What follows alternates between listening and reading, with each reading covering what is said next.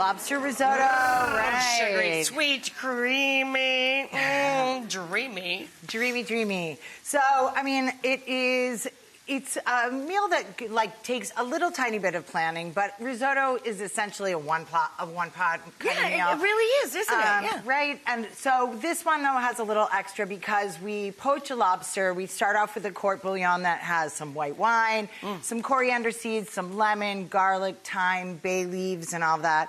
We cook the lobster right in there, and then we use a lot the lobster shells to flavor this stock. So we get lobster meat in there, but the lobster flavor all the way through the whole dish.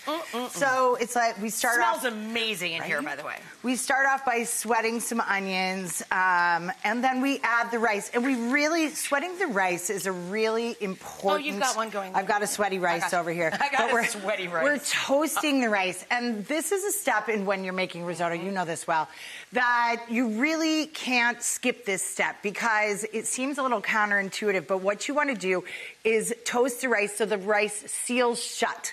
And you're like, wait, don't we want that liquid to get in there? Yes, you do, but you want it to go in gradually so that when you're stirring it, the starch comes out by itself and makes the whole dish creamy. Yeah, it doesn't have to have cream in it to be creamy because of the starch as you develop it. Right, so then you add a nice big drink of wine. This also helps on date night. Yes, exactly. Date night is good with the rest of the bottle of wine. Right, exactly. So a nice big drink of wine. I add some tomatoes in, some saffron. There we go. I love that. So we get that nice, like, beautiful like a yellow Milanese color. kind of thing going on. Right, exactly. And so then we just keep on stirring, stirring, stirring until that wine is reduced all the way down.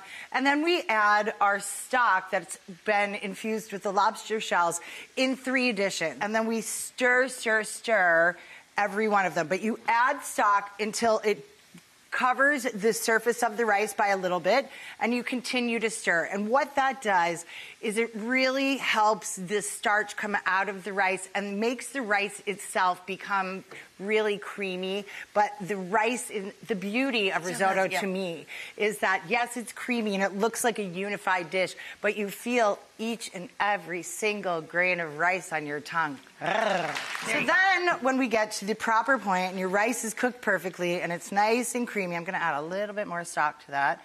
But this is how we finish this whole shoot and match. And this is the really fun part. So you take it, you get your stock, you get it to the perfect consistency. We're going to add in the finishing touches now, which are, wait, how about the zucchini and the lobster meat? Sorry, skipped one. So there we go, zucchini and the lobster. So remember, the lobster is already cooked. We just want to warm it up and finish cooking it. So we add that in. It is broken down, guys. There's the shell cheese in the stock. At the very last second. And then to finish it, to set that beautiful texture of our rice. And so it has the perfect, creamy, flowy consistency that does the wave alondra. That's what it's called in Italian. So you add in some butter and some Parmesan. That's the best part. The Parmesan cheese. There we go. There we go. And then you do... You just got a yup. Did you hear that? Big, strong yup. So we turn the heat off on this one. There we go. So we take it off the heat. All right. Just give me a little parsley. Here we go, Ray. Have some date night. Have some date night risotto. And there we go. It is gorgeous.